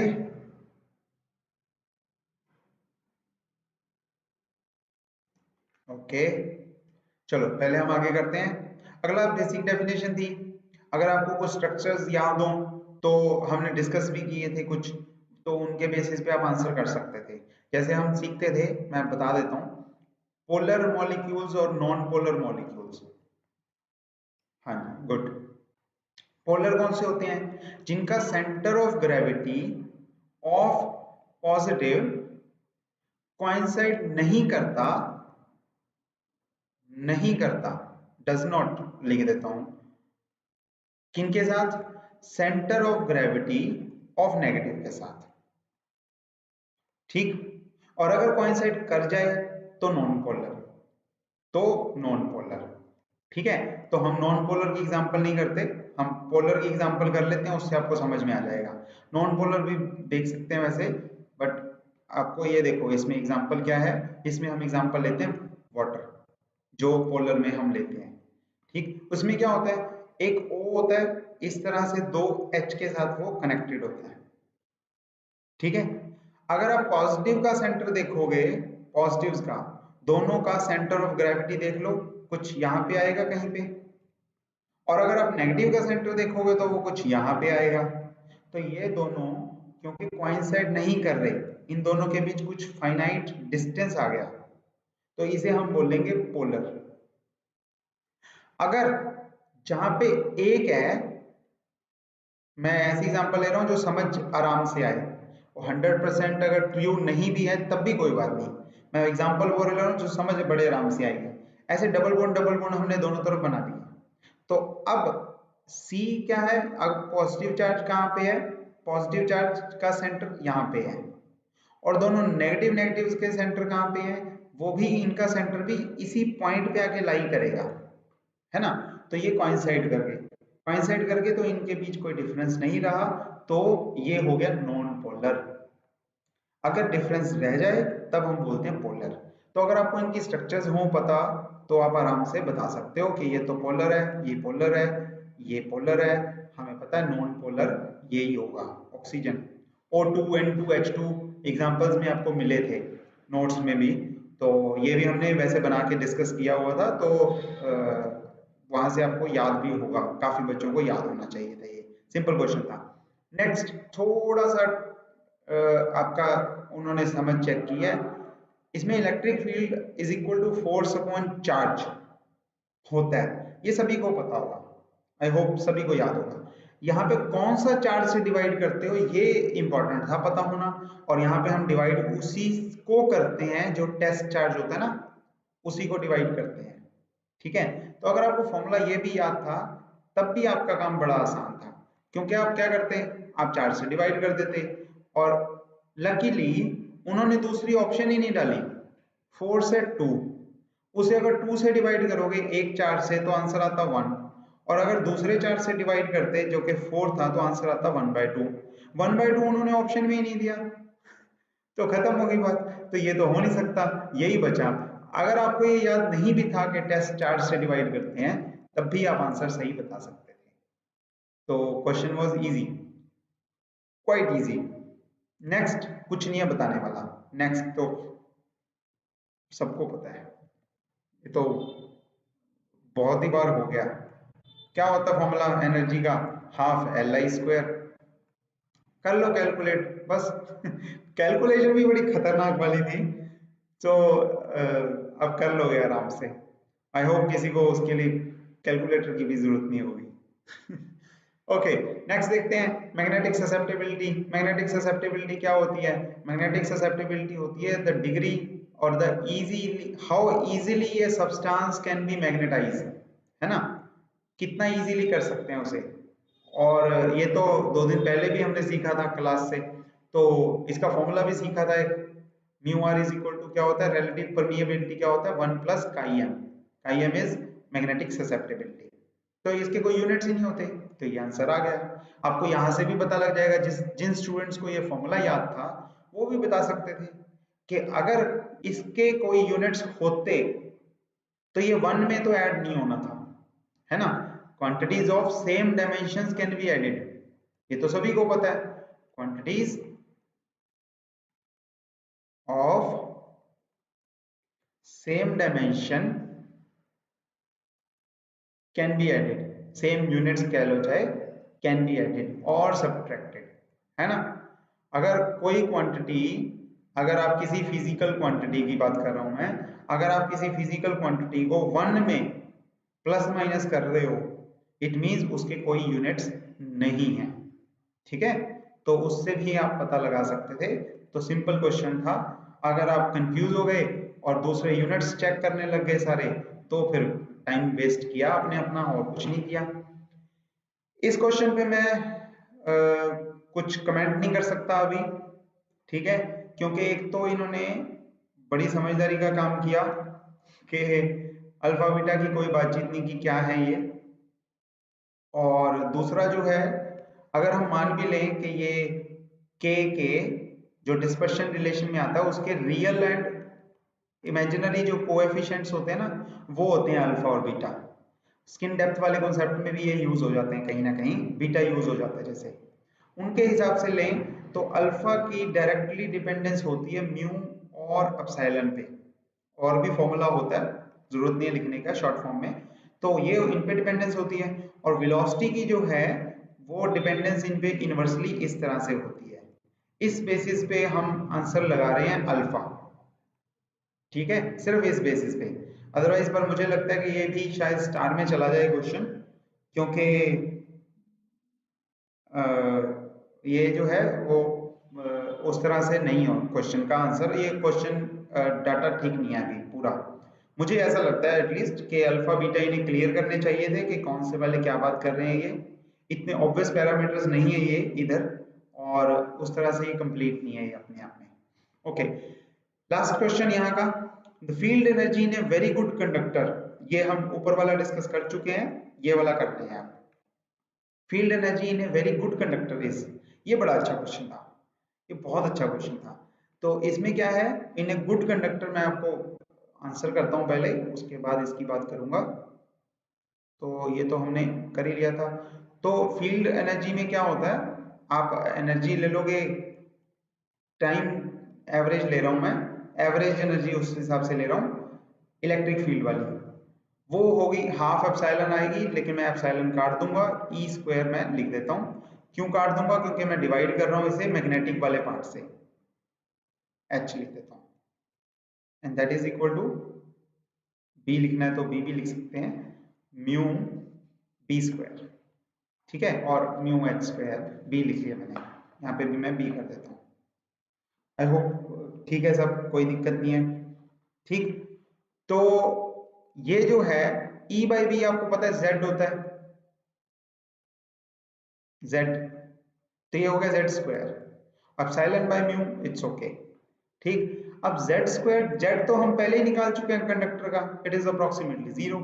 तो ये जो नंबर आपके सामने आया, this is very very smaller as compare to 1। और इसमें एनर्जी जो है वो कौन सी है, ऊपर कौन सी एनर्जी है, इलेक्ट्रिक कंपोनेंट है, तो यानी कि मैग्नेटिक कंपोनेंट जो है वो ज्यादा है, बहुत ज्यादा है, और इलेक्ट्रिक कंपोनेंट जो है वो बहुत कम है। ये इसका आंसर बनता है, ठीक है। आप इसे H की फॉर्म में भी लिख सकते हो, चेक कर लेना, वो H की फॉर्म में लिख लो, तो इससे फर्क नहीं पड़ता, हमें आंसर हमें इसी फॉर्म में Z की फॉर्म में मिलेगा, और वो वही है। हम कुछ बुक्स में B की फॉर्म में लिख देते हैं, हम कई आर्टिकल्स में, कहीं हमें लगता है H की फॉर्म में कंफर्टेबल है, हम उस फॉर्म में कर लेते हैं। वैसे टेक्निकली जब भी हम ये वाले आर्टिकल्स कर रहे होते हैं, हम इनमें रहते हैं H में, ठीक है।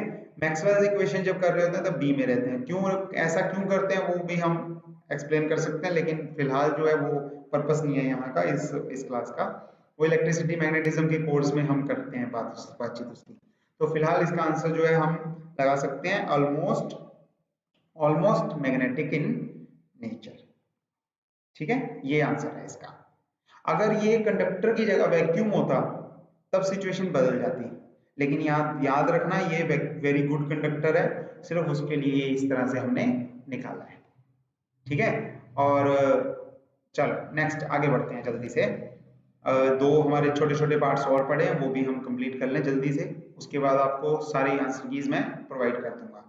तो नेक्स्ट है हमारे पास what is the electric flux. इसमें कुछ नहीं है, दिक्कत ही नहीं थी कोई, गॉस थ्योरम लगानी थी, Gauss law, E dot ds is equal to Q enclosed, जितना भी हो नेट बाय एप्सिलॉन नॉट। और Q जो है टोटल कितना है, कितना एनक्लोज्ड है, इलेक्ट्रिक डाइपोल यानी कि इक्वल एंड ऑपोजिट चार्जेस है ना। तो टोटल चार्ज कितना हुआ, जीरो। जीरो हुआ तो खत्म होगी बात, जीरो लगा दो। डिस्प्लेसमेंट करंट की डेफिनेशन है आपको पता है, एम्पियर रूल में प्रॉब्लम हो गई थी, एम्पियर सर्किटल लॉ, उसमें प्रॉब्लम हुई थी, उसमें फिर मैक्सवेल ने काम किया था और डिस्प्लेसमेंट दिया था कि टाइम वेरिंग इलेक्ट्रिक फील्ड, अगर आप मैक्सवेल्स इक्वेशन लिखोगे उसमें आपको मिल जाएगा कि ये वाला फैक्टर एक आता है, ठीक। और ये किसको रिप्रेजेंट करता है, ये डिस्प्लेसमेंट करंट को ही बताता है कि ये डिस्प्लेसमेंट करंट की वजह से है, ठीक है। तो मॉडिफाई हुआ था, एम्पियर मैक्सवेल रूल बन गया था, डिस्प्लेसमेंट करंट की ओरिजिन ही इसके बेसिस पे हुआ था। तो I think this will be the correct answer. ठीक हो गया, चल बधाइयाँ बहुत बहुत, ये वाला पार्ट भी हमारा पूरा हुआ। मेजर पार्ट था बड़ा, स्टैटिस्टिकल में कुछ डिस्कस करने वाला नहीं है, सीधा सीधा है। फेस पे 6 डायमेंशनल, 3 डायमेंशन एक्स के X Y Z, 3 dimension momentum के P X P Y P Z. अगर एन पार्टिकल्स के लिए ले लेते तो हम 6 एन डायमेंशनल बोल देते। कलर ऑफ द स्टार आपको पता ही है, टेम्परेचर को रिप्रेजेंट करता है, ठीक है। जितना ज्यादा गर्म होगा वो, उतनी ज्यादा उसकी फ्रीक्वेंसी और एनर्जी होगी, उतनी कम उसकी वेवलेंथ होगी, और जितनी जो कम वेवलेंथ होगी उतना ज्यादा उसका कलर उस हिसाब से आ जाएगा। तो अगर कोई ब्लू स्टार है यानी कि बहुत गर्म है, और अगर रेड स्टार है इट मीन्स वो ठंडा है, ठीक है। तो ये हम एस्ट्रोनॉमी में ही ऐसे चीजें करते हैं, बिल्कुल बेसिक डेफिनेशन थी, विंस लॉ से हम निकाल सकते थे। इसमें भी आपको पता ही है कि क्या है। तो स्टैट में कुछ ज्यादा नहीं था। लेजर में उन्होंने 3 क्वेश्चन दिए, ऑप्टिक्स में हमने लेजर और इंटरफेरेंस पूरा समझा हुआ था अच्छे से। लेजर के क्वेश्चन दिए, तीनों ही प्रीवियस नॉलेज बेस दे दिए। ये तो बेसिक था कि 4 लेवल इज वेरी एफिशिएंट, वो ठीक है, आसान, पंपिंग भी बड़ी आसान होती है इसमें, और उसमें काम भी अच्छे से हो जाता है। तो ये भी था, ये भी हम पढ़ चुके थे। हीलियम जो है आपको बताया था, मैंने पढ़ाया था जब लेजर हमने जब पढ़ा था तो उसमें किया था कि लेजर में हमेशा 2 मीडियम्स होते हैं। मीडियम के या ये कहो कि 2 पार्ट्स होते हैं, 2 कंपोनेंट्स होते हैं।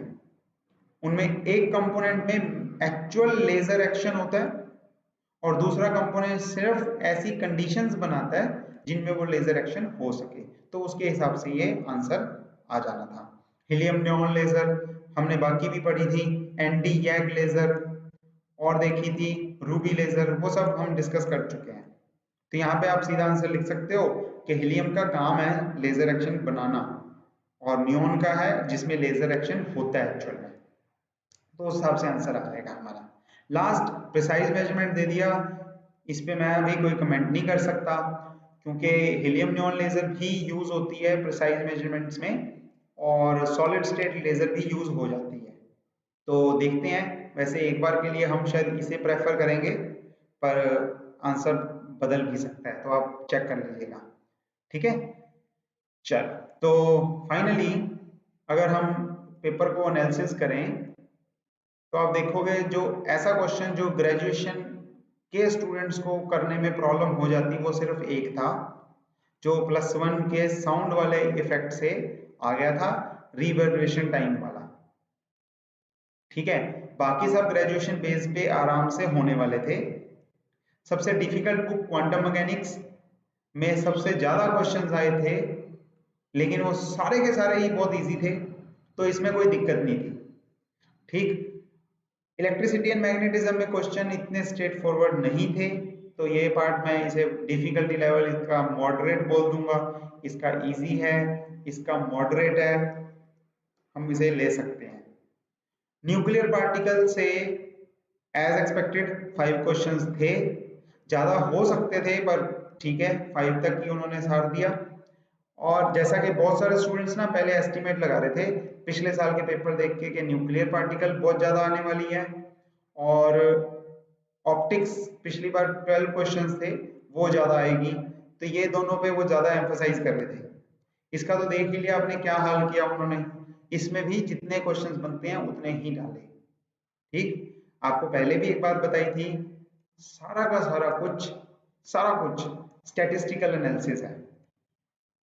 अगर आप 50 क्वेश्चंस को 9 सब्जेक्ट्स बोल दो या 10 बोल दो, 9 सब्जेक्ट्स में डिवाइड करोगे तो एक सब्जेक्ट को 5 क्वेश्चंस आते हैं, प्लस माइनस 1 लगा लो, तो हर सब्जेक्ट को 5 क्वेश्चंस आए हैं, उसमें कोई दिक्कत नहीं है, एक्सेप्ट एनालिटिकल मैकेनिक्स।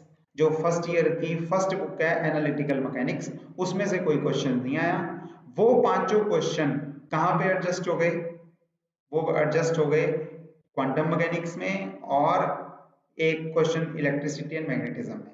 अब आप कहोगे इसमें कैसे एडजस्ट हुए एक दो, इसमें तो 12 क्वेश्चन थे, तो 5 एडजस्ट होंगे, तो ये वाले प्लस माइनस भी तो है ना, अभी 9 5 45 प्लस 5 बचे हैं, तो वो भी एडजस्ट होने हैं कहीं ना कहीं पे, वो इनमें एडजस्ट हो गए।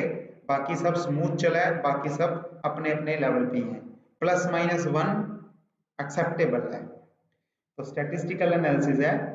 अगले क्वेश्चन पेपर्स में, अगले एग्जाम्स में भी मास्टर कैडर आने वाला है, फिर से ये बॉर्डर कैडर था असल में, हम उसकी तैयारी करेंगे। लेक्चर कैडर आने वाला है, हम उसमें भी मिलेंगे, और भी कंपटीशन वाले और एग्जाम्स आते रहेंगे, तो उनमें हम मिलेंगे। तो आप तैयारी करोगे, हमें ना भी मिलो तब भी आप तैयारी करोगे, ये बात का ध्यान रखना। It's all about statistics, it's all about statistics. Random number होता है, एवरेज आउट होना ही होना है, एवरेज आउट होके ही आंसर मिलेंगे आपको, ऐसा नहीं होता।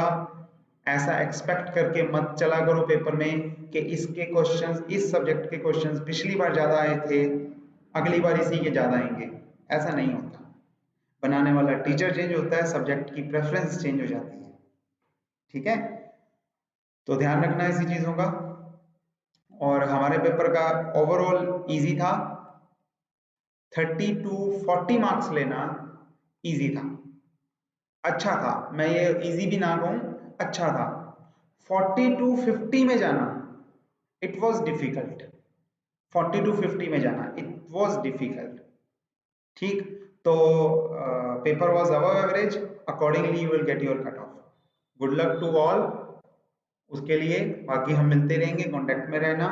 और आगे का जो है लास्ट पार्ट, जिसका काफी शायद वेट भी कर रहे हो आप लोग, मैंने भेज दी थी, वैसे सभी को मिल गई होगी, जिनको नहीं मिली वो अभी स्क्रीनशॉट ले सकते हैं, ठीक है?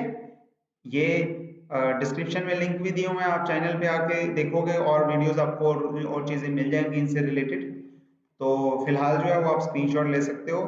ये जो पेपर है फिजिक्स, कोड लिखा हुआ है ऊपर, फिजिक्स पार्ट का ये कोड का आंसर कीज हैं जो हमने प्रेडिक्ट किए हैं, जो हमने निकाली है, सारे सॉल्व भी कर ही लिए हमने। तो आपको लगता है अगर किसी क्वेश्चन में ऑब्जेक्शन है तो आप मेरे को अभी भी कमेंट सेक्शन में डाल सकते हो, हम दोबारा उस पर सोच लेंगे कि क्या हो सकता है। अगर कहीं पे टाइपिंग मिस्टेक होगी हो तो आप ध्यान दे लेना, ठीक है? और ये कोड एक ही है।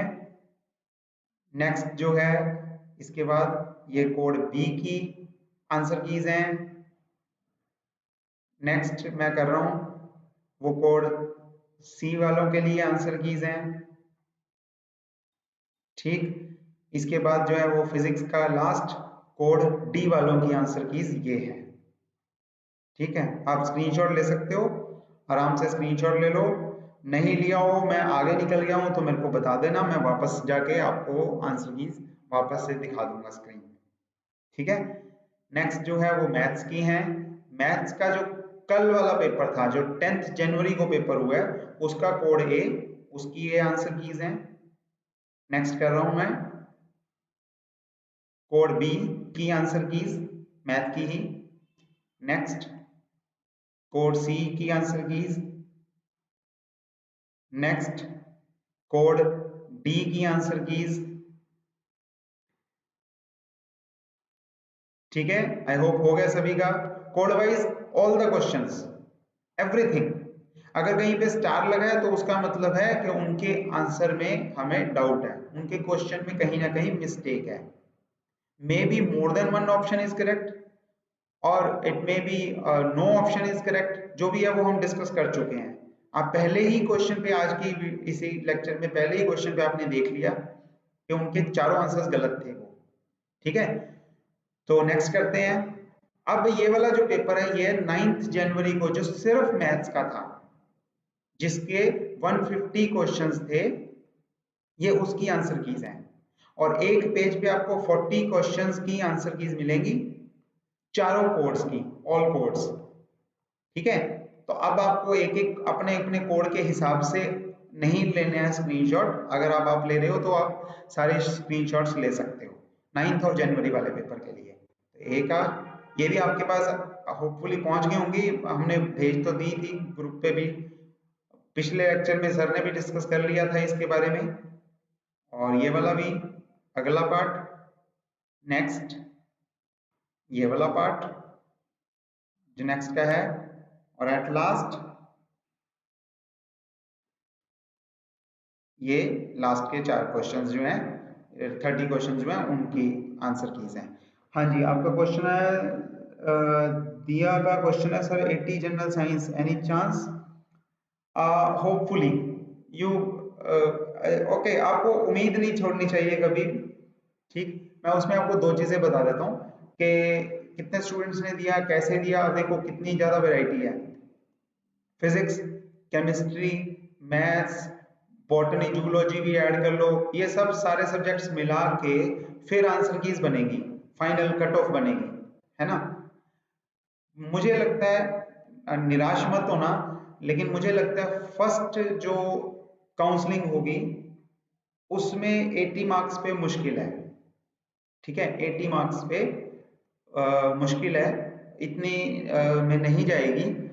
ठीक है, तो क्योंकि आगे आप देखो 10-12 तो रिजर्वेशंस हैं, और हमारे पास हमेशा मिनिमम टू मैक्सिमम एक क्राइटेरिया होता है कि इससे मिनिमम किसी भी कैटेगरी में मार्क्स कट ऑफ नहीं जानी चाहिए, एक मिनिमम। आई थिंक ये कई जगह पे 25% होता है, कई जगह पे 30% तक भी जाता है, 35% पे भी होता है। ठीक है, तो मिनिमम के हिसाब से वो, अगर आप एक कैटेगरी और दूसरी कैटेगरी और तीसरी फिर फोर्थ फिफ्थ सिक्स अलग अलग आप कैटेगरी वाइज सभी का वो करो, 2-2% का भी डिफरेंस रखो, तब भी जो हाईएस्ट मार्क्स हैं और जो लोएस्ट मार्क्स हैं उनमें काफी अच्छा डिफरेंस आ जाता है। ठीक, फिर भी मेरे को लगता है कि वो करके उसमें हो सकता है इंक्लूड हो जाए।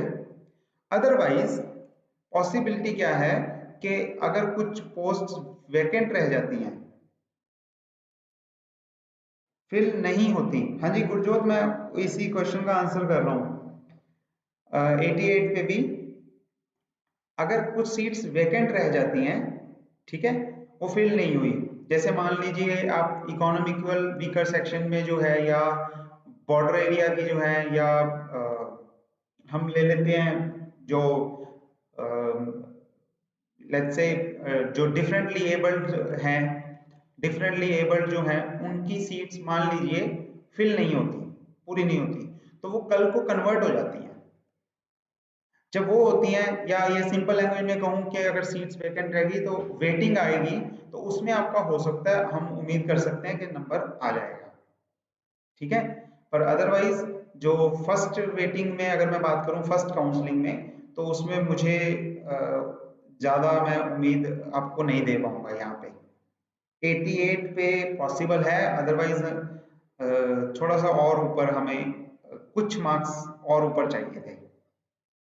ठीक है, तो कोई बात नहीं है, लेकिन आप उम्मीद मत छोड़ो, उम्मीद पे तो दुनिया कायम है। तो आप उम्मीद बना के रखो, हम एक्सपेक्ट कर सकते हैं कि जब भी वो सीट्स कन्वर्ट होती हैं, या फर्स्ट वेटिंग या सेकंड वेटिंग में, अगर वो सीट्स कन्वर्ट होने के बाद जो नंबर आता है उनमें आप जरूर अपना नंबर मिल सकता है। बाकी देखिए, पूरा जब तक हमारे पास डाटा ना हो, मैं ऐसे बोलना ज़्यादा पसंद नहीं करता, क्योंकि जब तक हमारे पास प्रॉपर डाटा ना हो ना, कितने स्टूडेंट्स ने दिया, उनके कितना कितना पेपर कैसा कैसा रहा, उनके कितने मार्क्स आए, उनमें से कितने ने दिया ये तो हम निकाल लेते हैं, चलो मिल जाता है हमें, लेकिन कितने स्टूडेंट्स उसमें से अच्छा करके आए हैं, कितने परसेंट, नॉन मेडिकल वाले कैसा करके आए हैं और मेडिकल वाले कैसा करके आए हैं, और उनमें से कितनी पोस्टें हैं, उन पोस्टों में कितने, कौन सी कैटेगरी में कितनी पोस्ट्स हैं, उन पोस्ट के हिसाब से कितने के फिलिंग के कितने चांसेस हैं, उन सब के हिसाब से अगर आप प्रॉपर स्टैटिस्टिक्स लगाओ, प्रॉपर स्टैटिस्टिक्स लगते हैं, डाटा एनालिसिस होता है प्रॉपर, बड़े बड़े कोड बनाए जाते हैं उसके लिए, अगर आप उनसे डाटा एनालिसिस करो तब आप बता सकते हो कि हाँ इतने के करीब कट ऑफ जाएगी। रैंडमली तुक्का मार रहा हूँ कर सकते हो। मैं नहीं करना पसंद करता वो काम। मैं स्टूडेंट्स को शुरू में भी अपने वालों को बोलता था कि आप इस सब्जेक्ट में से इतने नंबर का आ रहा है, इतने नंबर का आएगा। प्रीवियस ईयर्स पेपर सिर्फ 2 साल के पेपर देख के इस स्टैटिस्टिक्स लगाना मेरे को ठीक नहीं लगता, हम वो नहीं कर सकते। 98 पे मैं काफी होपफुल हूँ। प्रीतपाल प्रीतपाल 98 पे मैं काफी होपफुल हूँ। 98 अब मुझे लगता है आप उम्मीद कर सकते हो आपका रिजल्ट पॉजिटिव जाएगा, आप अच्छे से हो जाओगे इसमें सेलेक्ट। ठीक है, क्योंकि हम विंडो लेके चलते हैं तो हम उसमें लेके चलते हैं कि 60 to 75% तक का आप स्कोर ले लो, कि यहाँ तक की कट ऑफ जा सकती है इस रेंज में कहीं पे भी, और आपका उसमें रेंज में फॉल करता है। ठीक, तो वो अच्छा है। एक राबिया आपका क्वेश्चन रह गया कि कल वाले जो आपको आंसर कीज मैंने भेजी थी उनमें से कोई चेंजेस तो नहीं है इस आंसर कीज में? नहीं राबिया, चेंजेस नहीं है। ठीक है, वो वही है, आपको जो भेजा बिल्कुल फाइनल है, उसमें कोई चेंज नहीं है। और अगर चेंज होता तो मैं आपको साथ के साथ अपडेट वहीं पे कर देता, ऐप पे डाल देता है, आपको व्हाट्सएप ग्रुप में डाल देता, अपने वहीं पे अपडेट कर देता। मैं चेंज नहीं है कोई भी, वही आंसर कीज है।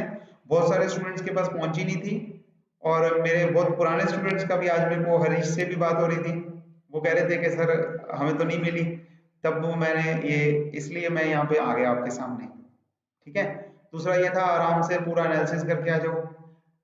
हमारे कुछ स्टूडेंट्स को कल सर ने कहा भी था, मैथ्स वाले सर ने कहा था कि मैं आ रहा हूँ साथ के साथ, पर कुछ सर्कमस्टांसेस ऐसे हो गए कि मैं कल नहीं आ पाया।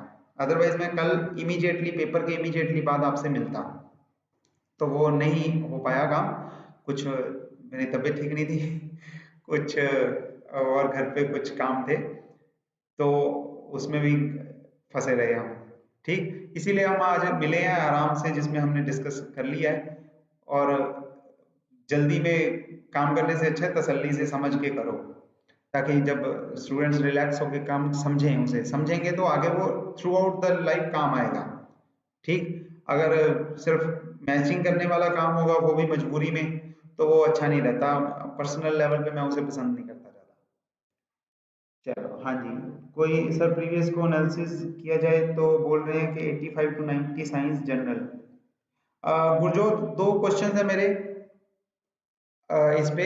मैं आपको ये भी पॉइंट क्लियर कर दूं कि पहला जो आपने लिखा है कि बोल रहे हैं, वो कौन लोग हैं? कौन? जब तक ऑथेंटिकेशन नहीं है तब तक ऐसे बिलीव मत करो। ठीक है, अगर ऑथोराइज्ड है कोई, मतलब व्हाट्सएप वालों को पता है, व्हाट्सएप वाले भी मेरे पे भी आया था 70 वाला भी क्वालिफाई हो जाएगा, लेकिन सही नहीं है। दूसरा, अगर प्रीवियस ईयर्स के एनालिसिस करो तो इस पे मेरा आर्गुमेंट ये है कि स्टैटिस्टिकली प्रीवियस पेपर को एनालिसिस करके आपने देख लिया होगा। आपने अगर पिछली बार भी और देखो अगर आप, तो प्रीवियस ईयर पेपर का एनालिसिस करके बहुत सारे स्टूडेंट्स ने, बहुत सारे लोगों ने गैस लगाए हैं कि लो जी इसमें से 10 नंबर का काम आ जाएगा, इसमें से 15 नंबर का काम आ जाएगा, इसमें से 5 नंबर का काम आएगा। आपने देख लिया होगा। अगर मैथ्स वाला पेपर दिया है 9 जनवरी वाला, तो कुछ ज्यादा ही देख लिया होगा। अगर आपने सिर्फ साइंस का दिया है तब भी आपको फ्लेवर मिल गया होगा उस चीज का। ठीक है, तो रीजन क्या है? रीजन ये है कि आपके पास डाटा पॉइंट्स कितने हैं। डाटा पॉइंट्स मतलब ये ऐसा है कि मैंने सिक्का उछाला, पहली बार मेरे पास हेड आया, दूसरी बार मेरे पास हेड आया, तीसरी बार, थर्ड टाइम क्या हुआ, मैंने सिक्का उछाला ही नहीं, मैंने बोल दिया हर बार हेड ही आता है। ऐसा नहीं होता, यू नो दिस थिंग, ऐसा नहीं होता। अगर आप 4 बार उछालो सिक्का और 4 बार भी हेड आ जाए, तब भी आप कहोगे, 5वीं बार में आप ये नहीं बोलोगे कि 5th टाइम के हेड ही आएगा, आप कहोगे it may be head, it may be tail. That is statistics, that is mathematics, that is logical, क्योंकि दोनों इक्वली यूट्यूबर्स, ठीक है, आप खुद एनालिसिस कर सकते हो, आप मैच्योर हो, वुड बी टीचर्स हो, आप थोड़े टाइम बाद बच्चों को पढ़ा रहे होगे, तो आप खुद एनालिसिस करके देखो। अगर आपको इस आर्गुमेंट में अगर कोई फ्लॉ लगता है तो मुझे बताओ। सिंपल पॉइंट है, अगर आप 4 बार ऐसा, आप सपोज करो गेम खेल रहे हो और गेम में टॉस करते हो, पहले 4 बार आपने उछाला, 4 बार हेड आया, आप क्या कहोगे? आप कहोगे शोले वाला सिक्का है, दोनों तरफ से हेड ही है, दोनों तरफ से हेड ही है, टेल है ही नहीं इसमें। या फिर आप कहोगे भाई ये गलत उछाल रहा है या कुछ गड़बड़ है। अगर वो अनबायस्ड कॉइन है तो आपको 5th टाइम में भी यही मानना पड़ेगा कि हेड भी आ सकता है, टेल भी आ सकता है, क्योंकि 2 points, data points, 4 data points, 5 data points बहुत ही कम है, रिलायबल नहीं है, वो रिलायबल नहीं है। कोरोना टाइम चल रहा है, अगर आप कोरोना में ही देखो कि 10 लोगों पे वैक्सीन का टेस्ट करके आप 140 करोड़ को बोलो कि लो जी बन गई दवाई, कहां तक जस्टिफाइड है ना? तो अगर आपने 4 बार किया और आपने कह दिया ये तो ऐसे ही आएगा, मैं उसे पसंद नहीं कर सकता, मैं उसे एग्री नहीं हो सकता उससे, स्टैटिस्टिकली वो गलत है। स्टैटिस्टिक्स में कम से कम नंबर चाहिए 30, कम से कम 30 डाटा पॉइंट्स होने चाहिए हमारे पास, तब आप स्टैटिस्टिकल एनालिसिस करके कुछ सही डाटा दे सकते हो, तब उस पर नॉर्मल डिस्ट्रीब्यूशन की थ्योरम लग जाती है। अदरवाइज आप एक्यूरेसी कर सकते हो बेजियन स्टैटिस्टिक्स लगा के, ये टेक्निकल, थोड़ा ज़्यादा टेक्निकल हो जाएगा। मशीन लर्निंग में हम इससे काम कर सकते हैं कि जैसे जैसे डाटा पॉइंट्स आते रहेंगे हम उसे मॉडिफाई करते रहेंगे, लेकिन अदरवाइज n=30 आपको चाहिए, ठीक है? इसी पॉइंट के साथ मैं अगले क्वेश्चन पे बढ़ रहा हूँ जल्दी से। मेरे पास आया एक क्वेश्चन के, अगर SC के 78 में कोई चांस है, मैं इस क्वेश्चन का जो मेरा पॉइंट ऑफ व्यू है वो मैं आंसर कर चुका हूँ। डेविल अरे बड़ा अच्छा नाम रखा आपने। चलो ठीक, तो डेविल डिस्कवरर, डिस्कवरर और डिस्कवर, डिस्कवर, ओके। तो अब मैं इसका आंसर कर चुका हूँ मेरे हिसाब से। मैं अलग अलग से कैटेगरीज वाइज तो एनालिसिस नहीं करा मैंने, क्योंकि वही है, डाटा पॉइंट्स हमारे पास कम है, डाटा कम है, लेकिन मुझे लगता है कि हो पॉसिबली हो जाएगा, इस कैटेगरी में हो जाएगा, ठीक है? तो बाकी आप होप फॉर द बेस्ट, और मैं आपको जैसे ही कुछ भी और एनालिसिस हो पाएगा, जैसे ही डाटा पॉइंट मिलते हैं हम उसको अपडेट कर देंगे चैनल पे। पर अभी हम अभी मैं पर्सनली अभी कमेंट नहीं कर पाऊंगा इस बात पे, ठीक है? जो बात हम जो डिस्कशन कर चुके हैं वो आप थोड़ा सा रिवाइंड करके फास्ट फॉरवर्ड लगा के चाहे देख सकते हो, और ठीक, चलो। तो मेन काम था हमारा, जो फिजिक्स पोर्शन था उसको हमने कवर कर लिया है, सारा हमने डिस्कस कर लिया पेपर, आंसर कीज आपको सारी मिल गई हैं, मैथ्स की भी मिल गई हैं। ये सब कुछ अगर आपने देखना हो ये दोबारा हम ऐसी और या डिटेल्स देखनी हो तो दूसरा हमारा फिजिक्स का जो पर्टिकुलर चैनल है मैं उस पर रहता हूँ, फिजिक्स विजन बाय ACC, आप उसके साथ भी जुड़ सकते हो, डिस्क्रिप्शन में लिंक दिया हुआ है, डिस्क्रिप्शन में लिंक दिया हुआ है, ठीक है? तो अपडेट हम वहाँ पे भी करते हैं। तो आप साइंस वाले, जो सिर्फ साइंस वाले हैं वो यहाँ पे आ जाएं, और जो मैथ्स वाले भी हैं साथ में वो यहाँ पे भी रहें, इस चैनल पे भी, ठीक है? चलिए, साइंस सकती है, दीप, हम ये बातचीत कर चुके हैं, ठीक है? तो आज के लिए मैं आपसे इजाजत लेता हूँ, थैंक यू वेरी मच। और अगर आपको देखोगे आप कुछ मिनट पीछे करोगे तो वो हो जाएगा, ठीक है? और इस जो अभी अभी आप लोग जो अभी अभी आए हैं उन्हें भी मैं बता दूं कि ये वीडियो में पूरी में आपको कोड वाइज सिर्फ आंसर कीज चाहिए, तो वो सारी एंड में बताई है मैंने, ठीक है? सिर्फ आंसर कीज चाहिए, वो एंड में बताई है। आप जिस क्वेश्चन को देखना चाहते हो, जिस क्वेश्चन को भी देखना चाहते हो उसको पूरा, उस टॉपिक को हमने डिस्कस किया है, टॉपिक को, और वो किया सब्जेक्ट वाइज, सब्जेक्ट वाइज, ताकि आपको वो लर्निंग में रहे, वो सिर्फ चेक और अनचेक में ना रहे कि हाँ जी हमने आंसर चेक कर लिया ठीक है, आपको वो लर्न हो जाए। एक बात पक्की है, अगर आप इसे ढंग से समझ के करोगे, अगली बार उस सब्जेक्ट के उस टॉपिक में से भी क्वेश्चन आएगा, तब भी आप अटेम्प्ट कर पाओगे। मेरी कोशिश ये थी इसमें। ठीक है, चलो ठीक है, हम अगली बार फिर मिलते हैं। तब तक के लिए शब्बा खैर, गुड नाइट, शुभ रात्रि, टेक केयर, और keep on working with everything whatever you like. Okay जी, tata, bye bye, take care.